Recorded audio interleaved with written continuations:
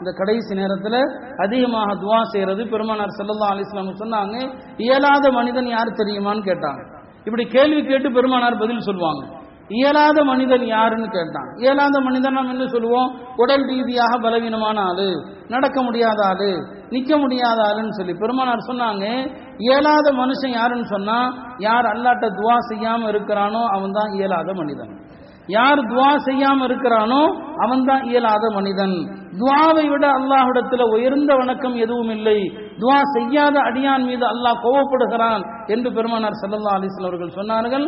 ரமலானுடைய இந்த கடைசி நேரம், கடைசி தருணம், அமல்கள் முடிக்கக்கூடிய தருணம், நோன்பாளிகளுடைய துவாக்கள் கபூலாகிறது.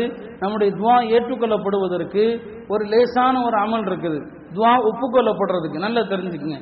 2 காரியங்களை செஞ்சா துவா ரொம்ப லேசாகும். ஒரு காரியம் என்னன்னு சொன்னா, துவாவுல நமக்காக மட்டும் கேட்காம எல்லாருக்கும் கேட்கணும். துவா எல்லாருக்கும் துவா செய்யணும். இது பெருமானார் கற்றுக் கொடுத்தாங்க. எல்லாருக்கும் துவா செய்யுங்க. பெருமானார் மஸ்ஜித் நபவியில் இருந்தாங்க. ஒரு கிராமவாசி வந்தாரு, பள்ளிக்கு வெளியில ஒட்டகத்தை கட்டிட்டு உள்ள வந்தாரு. நேராக வந்து 2 ரக்காத் தொழுதுட்டு துவா செஞ்சாரு. அல்லாஹும்ம அர்ஹம்னி வ முஹம்மதா வலா தர்ஹம் மஅனா அஹதா. யா அல்லாஹ், எனக்கும் முஹம்மது ஸல்லல்லாஹு அலைஹி வஸல்லம் அவங்களுக்கு மட்டும் கருணை காட்டு, வேற யாருக்கும் கருணை காட்டிடாதேன்னு சொல்லி. இப்ப நபி சொன்னாங்க, இவன் வழிகட்டவனா இவனுடைய ஒட்டகம் வழிகட்டதான்னு கேட்டாங்க. இவன் வழிகட்டவனா அல்லது இவனுடைய ஒட்டகமா என்று சொன்னார்கள். அல்லாஹ்வுடைய ரஹமத்தை சுருக்கி விடாதீர்கள். எல்லா மக்களுக்கும் பொதுவாக கேட்டா நம்முடைய துவா கபூல் ஆகும். இது முதல் விஷயம். 2வது விஷயம், துஆல நம்முடைய தேவைகளை கேட்கறத விட நம்முடைய சகோதரர்கள், சொந்த பந்தத்தில் இருக்கலாம், நண்பர்கள் இருக்கலாம், இவங்களுக்கு துஆ செய்யுங்க. உங்களுக்கு இருக்கிற அதே தேவை உங்க சகோதரருக்கு இருக்குது.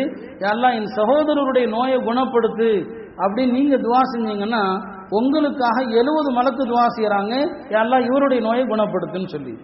உங்களுக்கும் கடன் இருக்குது, உங்க சகோதரனுக்கும் கடன் இருக்குது. யா அல்லாஹ், என் சகோதரனுடைய கடனை நீக்க உதவி செய் என்று துவா செஞ்சா 70 மலக்குகள் உங்க பக்கத்துல உட்கார்ந்து துவா செய்யறாங்க. யா அல்லாஹ், இவனுடைய கடனை நீக்கிறதுக்கு உதவி செய். ஆக அந்த அடிப்படையில் துஆவுல நம்முடைய சகோதரர்களுக்காக, எல்லா மக்களுக்காகவும் துவா செய்ய வேண்டும். எல்லாம் அல்ல அல்லாஹ் இந்த ரமதானையும் அதிலே நாம் செய்த அமல்களையும் கபூல் செய்து, இது நம்முடைய வாழ்க்கையின் இறுதி ரமதானாக இல்லாமல் இன்னும் பல ரமதானை ஆரோக்கியத்தோடு அடைகிற நல்ல பாக்கியத்தை தந்திருவதோடு, ரமதானுடைய கண்ணியத்தை குலைக்கிற எந்த காரியத்தை நாம் செய்திருந்தாலும் அல்லாஹ் தஆலா அதையெல்லாம் மன்னிக்க வேண்டும். குர்ஆனுடைய பரக்கத்திலே இந்த உம்மத்துடைய எல்லா பிரச்சனைகளையும் எல்லா கஷ்டங்களையும் நீக்கி ஒளிமயமான ஒரு எதிர்காலத்தை அல்லாஹ் இந்த சமுதாயத்திற்கு தந்தருள்வார்.